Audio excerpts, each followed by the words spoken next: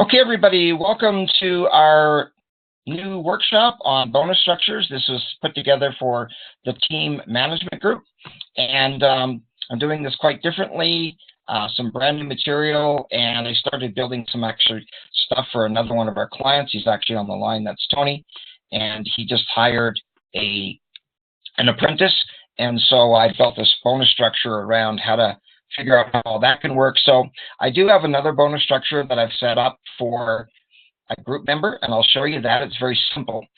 Then I started building a spreadsheet and added more and more and more to it, but you're going to see that it's a really good tool. Now, to be clear about the spreadsheet itself, is that because I was adding line after line after line, doing it for the first time, I had the bonus structure in place, but I wanted to illustrate it differently.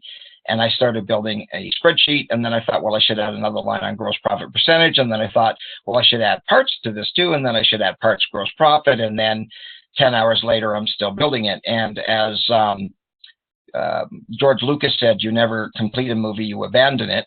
And I find the same thing with a spreadsheet that I'm building. I'll want to add changes and changes and changes. And the same thing with a workshop. I'll build a workshop, and then I'm always trying to want to make changes to it because we're never completely satisfied with everything we've done. So just to let you know, the math is done manually in this case, because when you build a spreadsheet and then you decide to add another complete column or row, then all the formulas don't work. So the formulas you do at the end. And so you're going to see that I built the structure for Tony initially for an apprentice, but the math and the strategy is going to hold true for any person. All you do is change what your labor rate is and what the technician's wage is. And so bearing time, I'm going to ask somebody to go through and give some numbers of their own shop. The math is a little bit complex.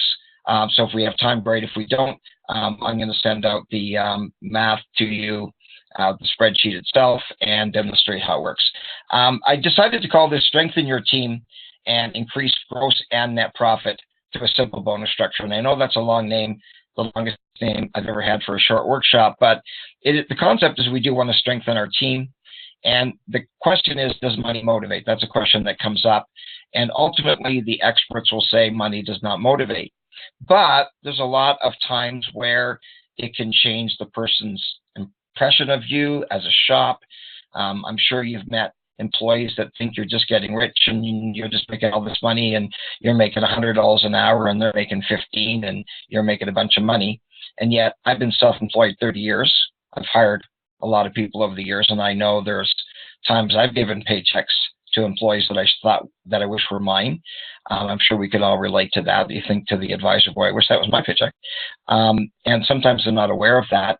But I do think that as a self-employed person, you're a performance-based paid person. You're going to determine how much you make based on your work and how much work you put into the business and how many hours and how well you manage and all of those factors. And at the end of the year, you look and see what you did for yourself based on your efforts.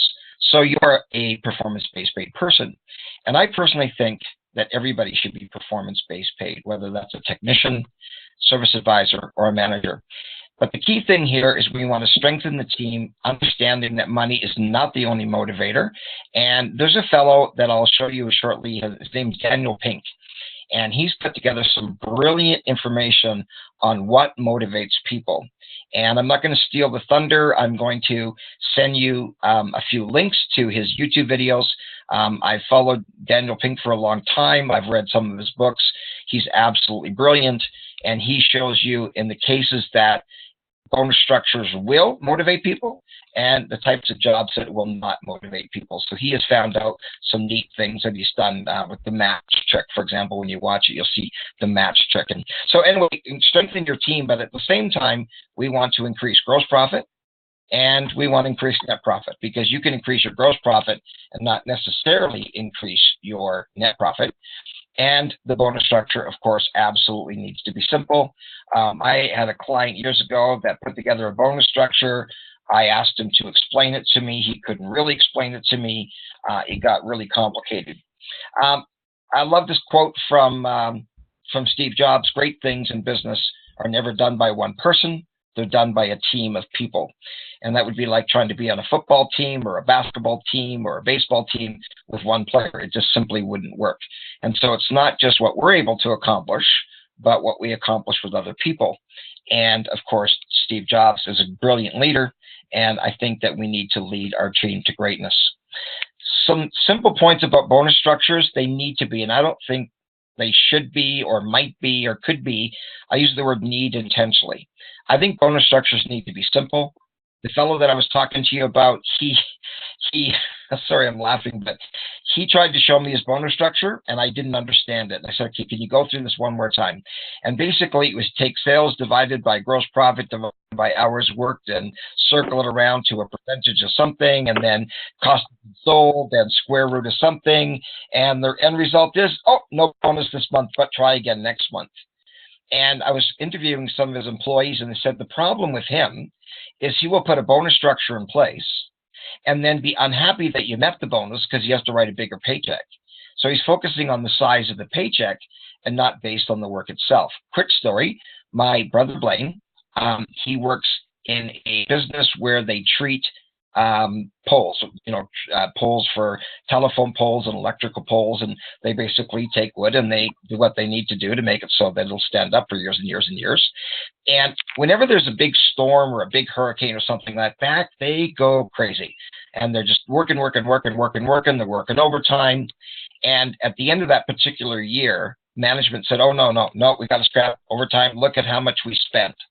And I find what a lot of people do is look at the dollar amount that they spent, but really it's more based on percentage than anything else. So yeah, maybe your dollar amount goes up for your payroll, but you need to take a look at the gross profit. And if that business that he works for, instead of looking at, look how much more we spent in payroll, is they need to take a look at what percentage payroll was as a percentage of sales, because when there's a storm of some kind and they're mass producing this stuff as quickly as they can, and that business, by the way, is in Canada, and they ship these poles all across the US, including up to Alaska, and they sell them for a lot of money because the demand is so high. So I want to encourage you not to pay attention to the payroll itself. And I know, Kate, in your case, Tony, you just hired somebody or looking at hiring somebody. I understand the stress of that. I understand how nervous you can get. I understand the anxiety, because if your cash flow is not great, I'm not saying yours not, but I'm saying if cash flow is not great, or you're looking at sales, and the concept is one more mouth to feed. Phil recently hired somebody. Hello. Can you hear, Carol? I don't know what's going on.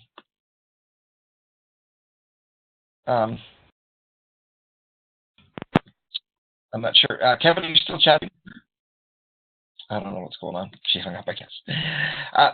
It's a little sometimes hard with the language barrier and the technology.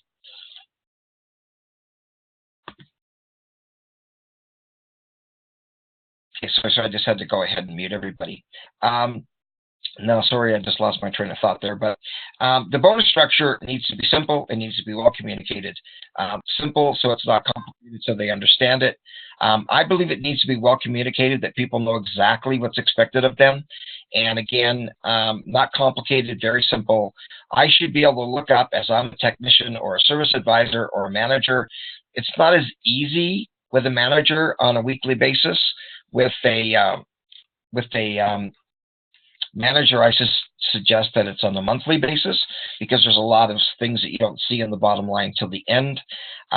So with everybody, including the advisors, I think it should be weekly. Managers, and I'll explain why that's different, and they need to be consistent. So when you put a structure in place, some people are usually concerned, well, how long are you going to do it for? You made that one change a while ago and you didn't stick to it. And so, again, 4 things: simple, well-communicated, weekly, and consistent. And my train of thought just came back there after that interruption. With a shop like you, Tony, you're looking at another mouth to feed. And Phil has made that clear. We got another mouth to feed. And they hired a new technician, and he said to his advisor, we have another mouth to feed. And too often we're looking at that mouth to feed based on what the sales are, what the gross profit is, what the net profit is. And it really should be looked at from a sales perspective and a percentage perspective. And Tony, when I started building the spreadsheet with your shop as an example, I was a bit surprised. Part of it didn't, but some of it did surprise me how well the math comes together.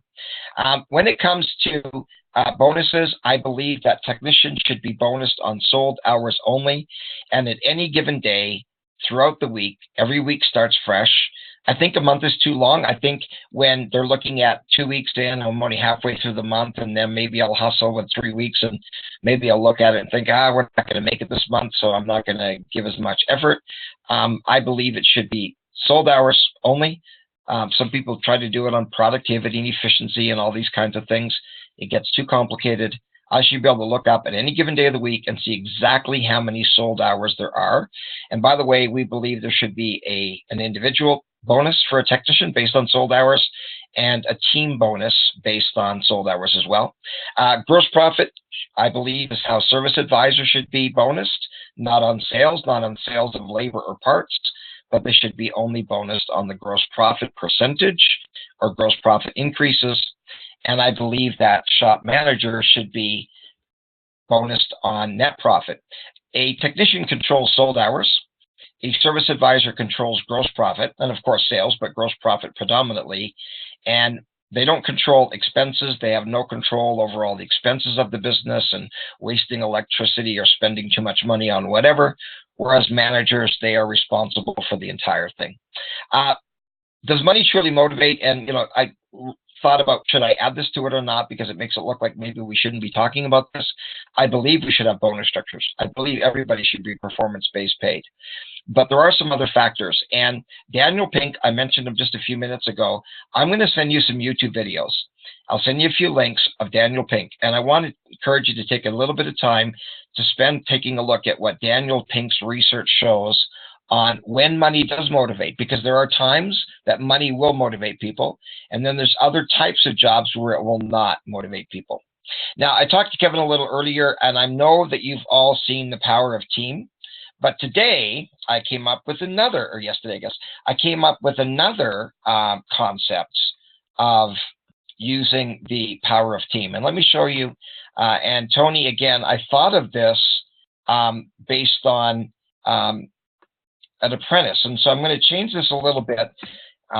We have to take a look at the potential for the shop and what we can do based on how many technicians. So I'm just going to pull up The Power of Team, and I'm going to send it out because not everybody who's watching this as a recorded session has this, and I'll send it off to you. And I'm not going to belabor it. I sometimes spend way too much time on this, but I basically want to show you how to calculate the goal. And you've seen this done before where we have average, above average, and awesome.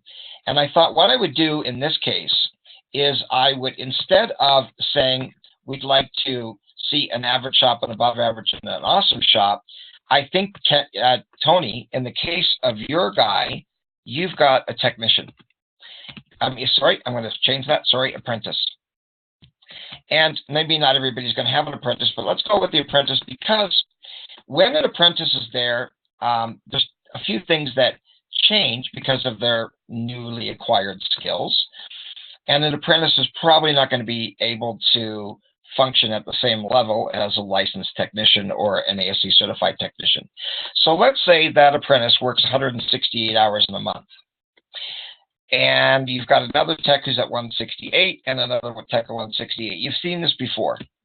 But I've never thought about doing it in this case that an apprentice, there's two things that will happen when an apprentice starts. Usually their productivity is lower. Why? Because they're slower. When a person isn't as well versed, and I know what it's like to be doing something really well, something you know really, really well, and you watch somebody doing it for the first time and you think, oh my God, could you get this done faster? I used to be a computer operator back in the early 80s, and you're a whiz on these computers. And then you bring in somebody on day one and you think, okay, so now I need to teach you how to do this. And you're watching it and you think, I just want to do it. I just get out of the way. I want to get this done. But we have to be patient and train the people. And I know it sounds backwards, but the slower a technician is, the higher the productivity will actually show, because the question is, who's harder to keep busy, a fast tech or a slow tech? Well, fast techs are hard to keep busy because they got the job done and they're coming to talk to you. You think, oh, that's done. Well, get yourself a cup of coffee and I'll get this next job estimated, or waiting for the parts, whatever. Slow techs keep themselves busy. You've got 3 jobs for them to get onto next, and they're still working on something that should have been done a while ago. But the thing about it, apprentice, and I just was thinking about it yesterday, Tony, with your new guy, is the productivity can be an issue because you're spending time of your time helping them get up to speed. So instead of you initially, when you're training somebody, you're doing your stuff in your bay, they're doing stuff in the other bay, you need to train them, you need to coach them, you need to show them things, you need to show them how to clean up to themselves and those kinds of things. So a technician's apprentices, when they're coming on board, the productivity is typically going to come down and the efficiency is going to come down because they're not as efficient, because they're just not used to doing the job.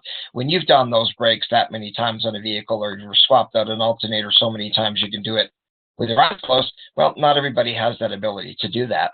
So I'm thinking the concept here is that an apprentice, and let's just put this as, and I'm just going to go here, licensed, and I know that I used to be a computer operator, I'm still not good at typing. A licensed technician is usually going to work the same number of hours as the apprentice, but the licensed technician will spend more time working on cars than the apprentice. The licensed technician will be faster than the apprentice. So the apprentice may only bill out 100 hours in a month out of the 189, and a brilliant technician will probably be able to do 182. But the labor rate is typically the same, and I'm just going to go with one of the shops online, a labor rate of $1,000. That's good. $110 an hour. So the labor rate is typically the same. Now, I don't think it should be, but that's usually the way it is. I think when it's a diagnostician, the diagnostic rate needs to be a whole lot higher. It's like when you go to your GP and you're sitting in that little doctor's office that doesn't have much in there, and the healthcare system or insurance or somebody is paying them probably between $60 and $100 for each visit. But when you need to have surgery done, if you have a heart attack or you need shoulder replacement surgery or whatever that needs to be done that's complicated, and you're in a surgical suite and you've got a much higher paid doctor, it's no longer $60 to $100. And it doesn't matter how much time it takes, because somebody has to pay for that MRI machine, somebody has to pay for that CT thing. So the point is, they're not going to allow you to have access to a brilliant diagnostician as a doctor, or an anesthesiologist who are really well paid after something like 11 years postgraduate education. They're not going to allow you to have access to those people for the same price that you can access your GP. So I wonder why we allow people to have access to our brilliant diagnosticians, Tony, you come to mind, at the same price that we would charge for somebody else. Now, having said that, I wanted to voice my opinion about that, but most shops, it's the labor rate's the same for everybody. So it's pretty obvious that the technician is going to be able to, the apprentice is going to generate less than the brilliant technician, or ASC certified or licensed, or whatever we want to call it. Now, I think the part sales for the most part are going to be the same, but I do know that when you bring on another person, you can't automatically assume that part sales are going to come up just as much as labor is, because sometimes they're doing tire work or oil changes or whatever. So the parts revenue is not always there. And when I did my example, you're going to see that I wanted to make it as fair as possible. So the total performance for this person might be $22,000. The $41,000 here for the same number of hours and the same labor rate. There's only 2 differences really in this case between an apprentice and a licensed technician. Productivity: a licensed technician is going to be more productive, spend more time making money, less wasted time, and faster at it because they've done it more, and more training and more experience and all those wonderful things. But the point is that when you look at this number here and you're trying to get new blood, new mouth to feed, and you're thinking, where's the money going to come from? And I get it. I know what it's like to have, again, this mouth to feed, and you think, I don't have enough money right now. But we need to think about it in terms of the increased revenue. So in reality, at a labor rate of $110 an hour, even if the person wastes 40% of the day, and maybe they're not 100% efficient. Maybe we need to go here and say initially they're going to be 65, okay? So you can do the math there. Now, it defaults to 100 because that's the way we did it. So it's not going to change the math below. Oh, there's 1,000. But you can go back and, sorry, I'm not used to this. And then you've got the total performance down here. So, an apprentice may be only able to do half as much as the licensed technician, but we do need to look at the kind of work that's being done and what the gross profit percentage is. So I want to show you a very simple bonus structure.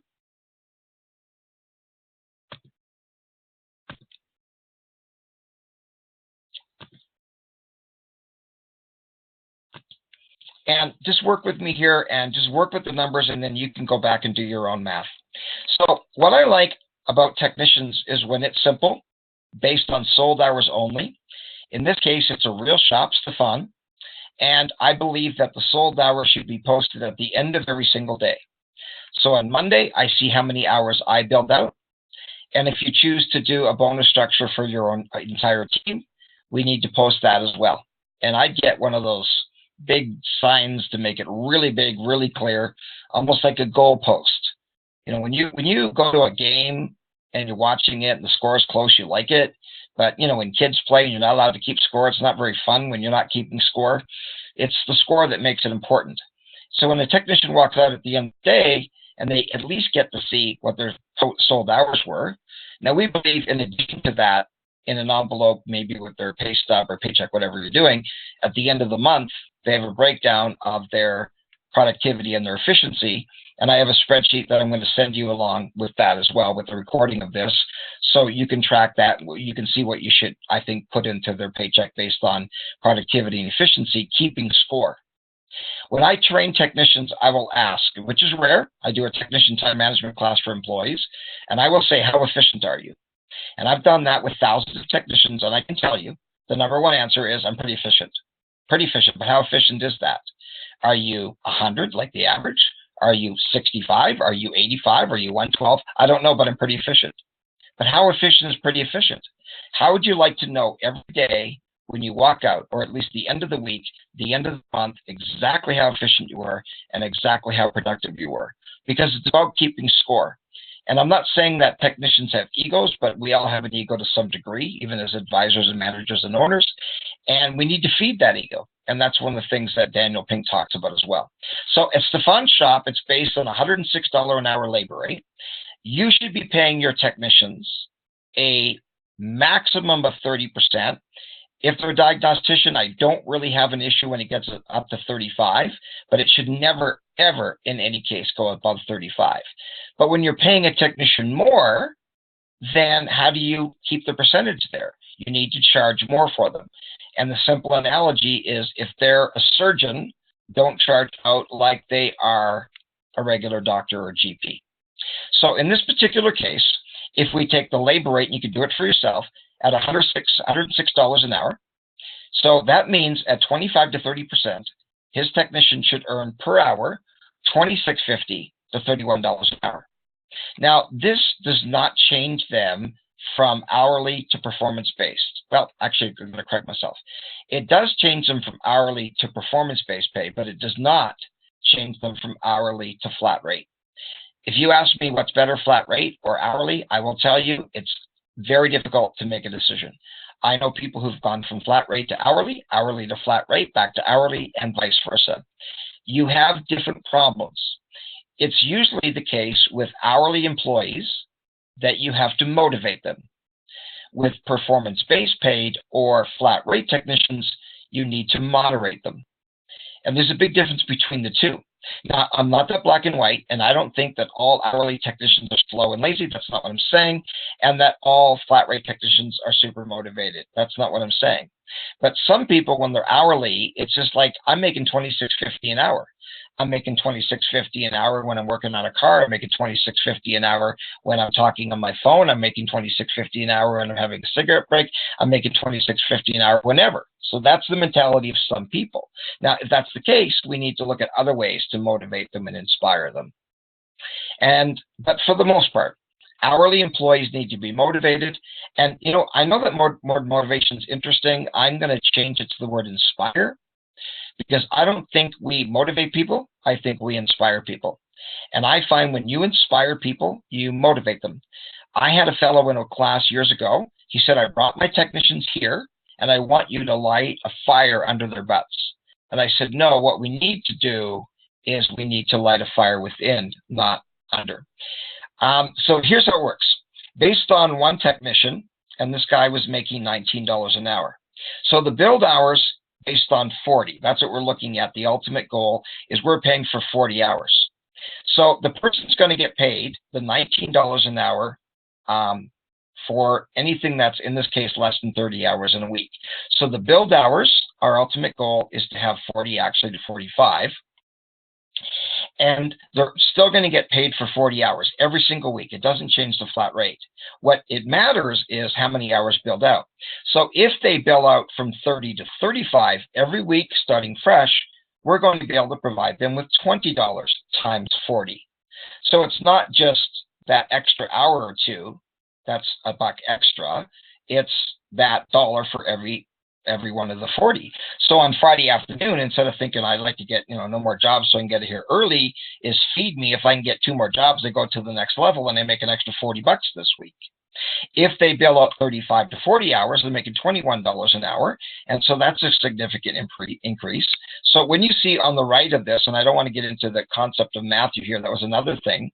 But if the person's making 40 hours every week at $19 an hour, they'll make $760 a week.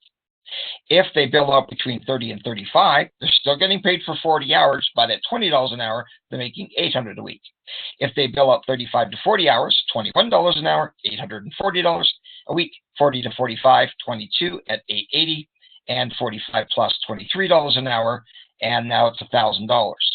So how significant is it to go from a potential of $760 a week to $1,035? But the only way they increase to that amount is by billing out more hours for you. Now, this spreadsheet that I'm going to show you is a little bit more complex than it needs to be. But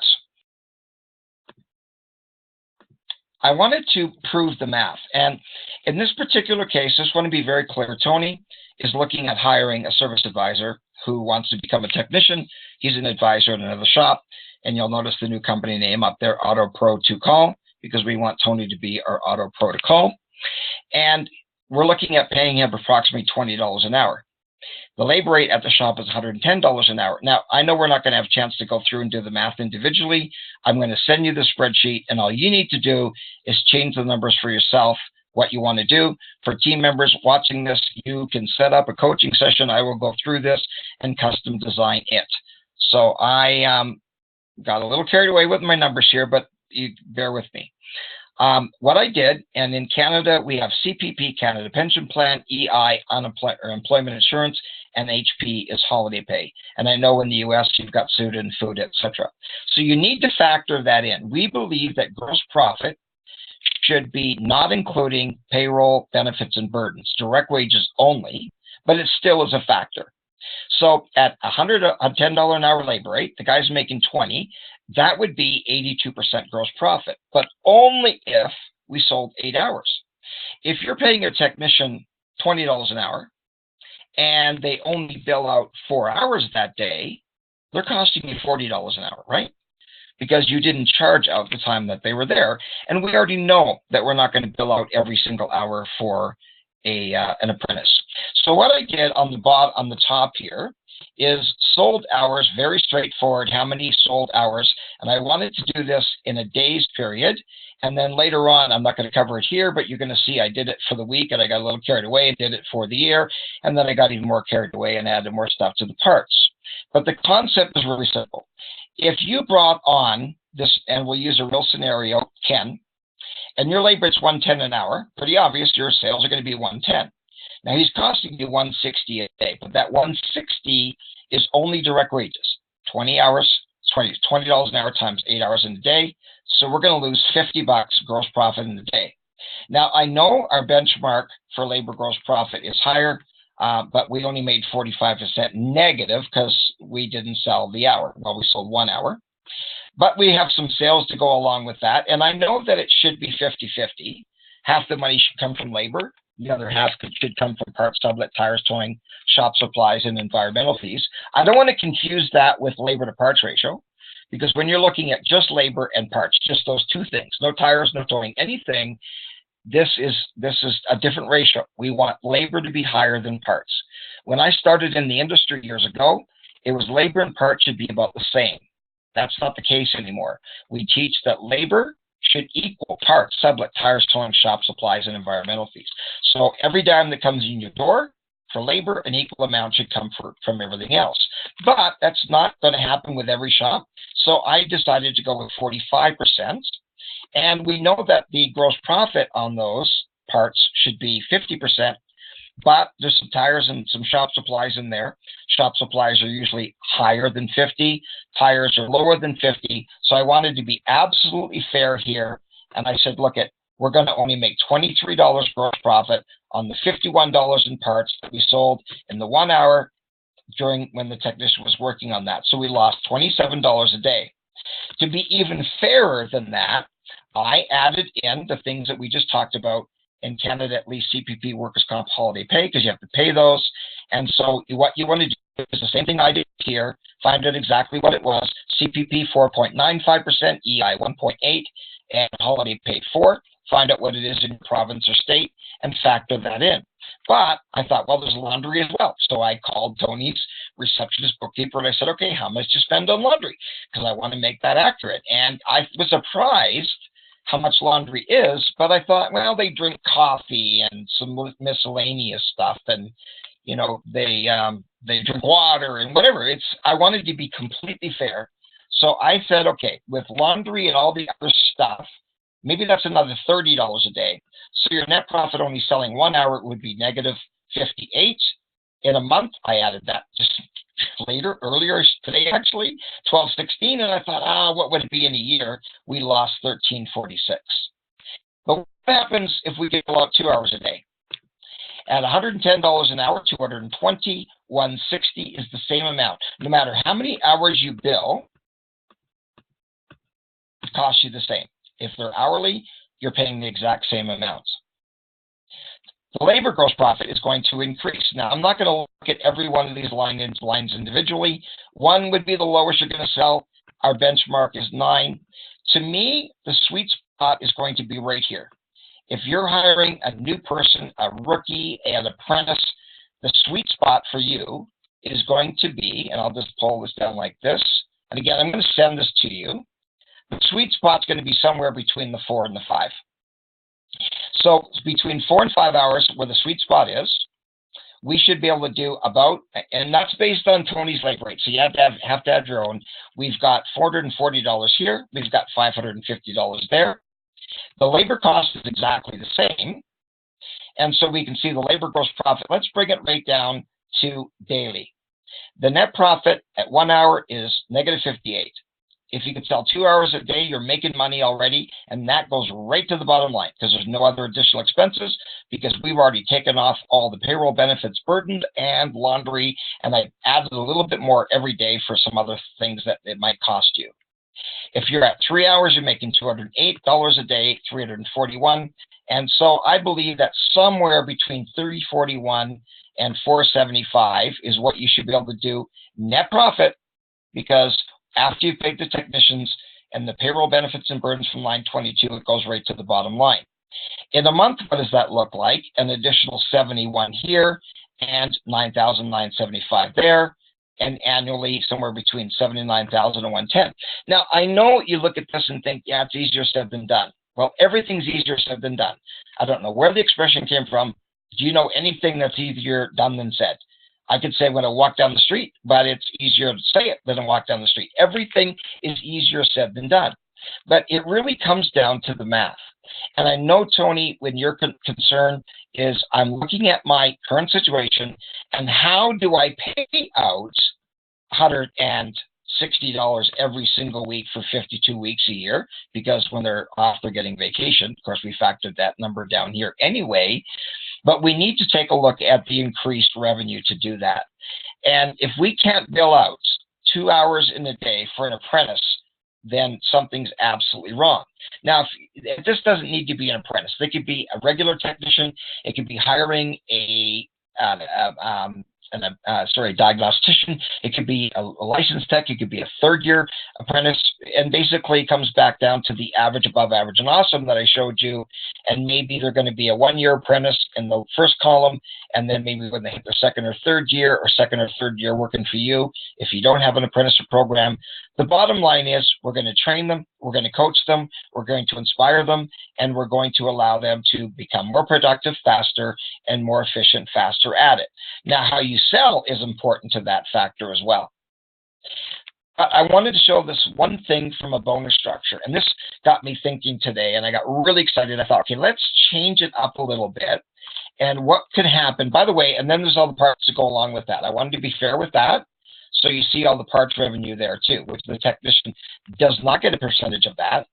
I could have just looked at overall gross profit per technician, but then that throws off because this technician's getting a portion of the gross profit on the labor. They're not getting a portion of the gross profit on the parts. That goes right to your bottom line. So here's the bottom. Again, this can get a little complex, but I will coach you individually. Here's what I suggested. In this case, at a $20 an hour technician at $110 an hour labor rate, all you need to do is change this to be what your labor rate is and what you're going to pay your technician. In the case of Tony, because I wanted to use a real life scenario, but this applies to everybody, I would recommend that weekly sold hours, because it's a weekly bonus structure. So the top was day, and then I showed daily, monthly, and annually. But because I believe the bonus structure should be posted every day, and we give them a bonus based on the week, because they can stay motivated for the whole week. It's a little longer to stay motivated for the entire month, or inspired, or greedy, or whatever you want to call it. So if we're billing out 5 hours in a week, 1 hour a day, we would still only pay them the $800 in a week. And here's what the weekly salary is going to be. The gross profit here, 45%. And so the goal is to make sure that's 45% negative to be correct there. Our benchmark on gross profit of labor should be 70 to 75%. So this math holds true all the way across. So in the case of this person making $20 an hour, not just Tony's shop, anybody's shop, the way I did the math is they would continue to get $20 an hour for every hour up until they billed 30 in the week, which is what I showed you earlier. Ironically, I didn't mean to do that, but that's what happened. I'm just realizing now. And their paycheck is going to be the same. They're going to make $800 a week, but if we only bill out 1 hour, we're going to make negative $250, and the gross profit, of course, increases based on how many hours that are sold. The question is, once they hit past 30 hours, the question is, can we give them an extra $1 an hour? So it can happen, because now they're going to make $840 a week instead of $800, but our labor gross profit is going to be $3,010 compared to $2,500. Paying an extra $1 an hour, we still made 2% net more gross profit. But if all you look at is the paycheck, you're right, and it's bigger than it was last time, and you don't look at the percentages in the math, and let me tell you, I had this idea, and I went through this, and I added to it, and I added to it. I probably spent 10 hours adding and adding and adding, and I was excited about it. I love this stuff, because it really is about the numbers. So if they bill out 40 or more hours, can we pay them an extra $2 for every single hour? Yes. And so now their paycheck went up to $880 a week. But our labor gross profit went from $3,100 here to $3,520 here, and we actually made more gross profit. So we paid more per hour, but they billed more hours. And so are we willing to give more when we collect more? It's really the only way we can do it.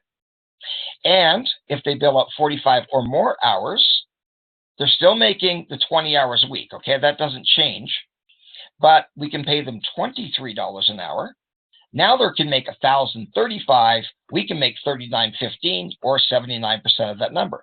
Now, if you just looked at percentage, you go, wow, we went down 1%, but we went from $3,520 labor gross profit, which goes right to the bottom line because there's no additional expenses. I've already factored those in.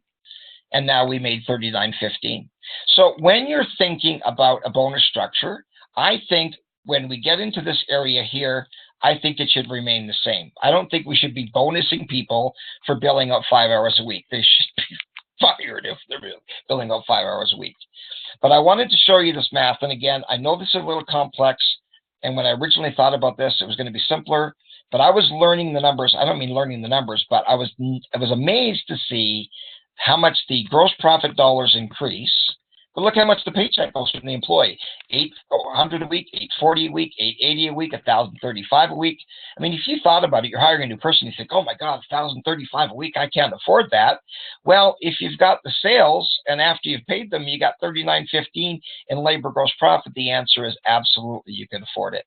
And then you can go down and add the parts to that, because we're not even looking at parts here. And so as you sell more labor, you sell more parts, you sell more, and I don't mean that you're going to sell more sublet if you hire a technician or an apprentice, and you may sell more tires, I don't know. But Tony, just for you, we went back and looked at your numbers, and 3 or 4 of your best months last year were when you had 2 technicians, not 1. And there's only 1 month, which was May, and I think every member had a better month. So you need to look at the data. In the case of Jeff, you're in the group, you've had 2 technicians, you've had 3, back down to 2. And so it comes down to sold hours per technician per month. But you can't expect, as I showed you in that other spreadsheet, you can't expect the technician to be able to bill out the same number of hours and generate as much as somebody who's been doing this for a really long time. So I'm almost done here. Again, that's a little bit more complicated than I was hoping I was going to get it to be. But I do believe that we should be able to use the math. And again, I'll help you with the math individually. I'm going to send you the spreadsheet. Now, I added and added and added, and every time I added a line, I didn't want to have to go back and change all the formulas. So all the math that you saw there was all calculated on an individual basis. 3 last quick things. The next thing is a team bonus. And I believe that you should use the same math there, but have a team bonus for everybody. So maybe it's based on selling 35 hours per technician per week. And so you add that up and you say, okay, if we hit this many hours, everybody's going to get a $100 bonus. What you need to do is make sure the math works, that the maximum, the absolute maximum you would pay is 35% of every dollar that comes in the door, 35% of every 1,000 that comes in the door, 35% of every million that comes in the door. The maximum they should get is 35% of the labor sales, not overall sales. So you want to make sure that you're doing the math, that even if they hit the higher categories, you're not going to get beyond 35. But the dollars are so much there that you think, well, it's worth it. I just showed you 1% down, but there was more money there, so we actually made more even though it was 1% less, because it was 1% less at a lot bigger number. So it's not simple to calculate it, but once the bonus structure is in place, the technicians look up every day and go, okay, I've got 6 hours, I've got 9 hours, I've got 12 hours, I've got 15 hours. So as they get closer to that, the mentality tends to change. Instead of trying to get out of here early today, I'd like to get a couple more hours in today because I'm going to make an extra $40 this week, which for a person could be significant. When you've got that in a year, you're talking $8,000 on average. So it's a pretty significant difference. If it's 50 cents an hour, it's certainly not going to motivate people very well. And then the team bonus, so you just simply say, okay, 40 hours, we've got 120 hours to sell this week. So you post, so-and-so's got so many, so-and-so's got so many, so-and-so's got so many. And that doesn't mean whoever has the most hours is the best. We know that an apprentice isn't going to bill out. But for in and of themselves, for where they fit into the team and their level, they may be doing really good, even though Tony is billing out more hours than they are. It doesn't matter. It's not about comparing who's on top. It's who's doing best at the level they're at. But if we as a team, all of us combined, hit 120 hours this week, everybody's going to get $100. And so that, it kind of inspires people like, hey, come on, Chad, let's get going here. We got to get this done. Or I'm going to go over and help you, because if you can get a couple more billed hours and I can get a couple more billed hours, then we're all going to get an extra $100. And personally, just for the record, I think that particular bonus should be cash. And I'm not saying that you do it under the table and you don't pay your taxes. That's not what I'm saying. But you do know what I'm saying. When the technician gets the $100 bonus, that $100 is, well, it's their $100. but you still add it to, your stuff to make sure you're still, paying the taxes, etc. The third thing is service advisors. And this is a little bit more complex because you have to calculate percentage of gross profit. But what we want is a service advisor not to receive any more than 8% of the total sales. So if your current service advisor is earning more than 8% of your sales, there's no room for a bonus. So you're going to have to get more sales in, a higher gross profit to get that number in dollars up so the 8% comes into line. So let's say a service advisor is making about 6% of sales. So you got a 2% window within which to work. So you keep their salary the same, but in the average is going to be between 1 and 2%. So you say at the end of the month, you're going to get 1% of the gross profit increase. Now you can do it on increase or the total gross profit for the month. I prefer to do it that way, but the gross profit dollars have to be there in order for them to get the 1%. So they're going to get 1% of whatever number the increase. It's going to be the same for them. The maximum would be 2. So there's still a service advisor who's on salary or hourly, but we're going to give them a percentage of the gross profit. But you need to make sure that that never exceeds 8% of your total sales. The last is management. And I believe that management should be paid salary and a percentage of the net profit. And again, you need to take a look at where you're at for net profit. If you've got, let's say, less than 15 or maybe 10% net profit, you don't have a lot of room to work. So that manager is going to have to make sure that they increase sales, increase gross profit on everything, increase productivity, increase efficiency, because they're looking at the big picture. But also making sure that we don't waste money, that we're conscious about electricity and gas and shopping for credit card discounts and all of the things that a manager can do, because there's only 3 ways to make more money in business. You can increase your sales, you can increase your gross profit, and you can reduce your expenses. The easiest is to increase gross profit.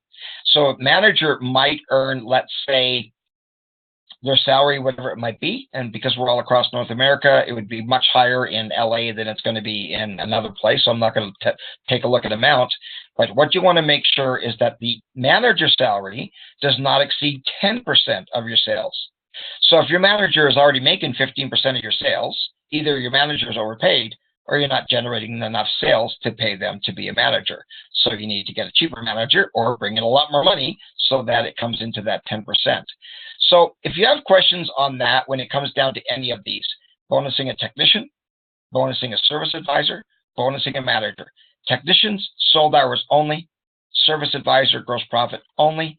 Manager, net profit only, in addition to their regular hourly rate as a technician or a service advisor or a manager. And it doesn't matter if they're hourly or salary, they get that amount every single month. As a technician, again, they get paid for all 40 hours. They're still hourly, but how much they make per hour is a whole lot more important. So I'm going to send you the spreadsheet. I'm also going to send you the sample that I showed for Stefan. And then you can go and change the math for your own shop. And again, if you have questions, Kelly@kellythecoach.com. I really appreciate it. I apologize. Again, I've gone over. Again, I try to cover too much, and I'm trying to work at that. I've taught a 5-day class and now trying to do something in a half hour, but I'll get there. The last one was a half hour, by the way, even though I said it was going to be 15 minutes. Anyway, with that, Kelly@kellythecoach.com, I want to encourage you to go back and put in a simple bonus structure that's truly designed to make things better for your staff, to make a better team, to, in a sense, inspire people. But I also want to encourage you to watch the Daniel Pink videos and take a look that money is not the only thing that inspires people or motivates people. With that, thank you very much, everybody. You can expect to get this recording and the materials shortly. And any questions, again, Kelly@kellythecoach.com. Thank you, and have a great night.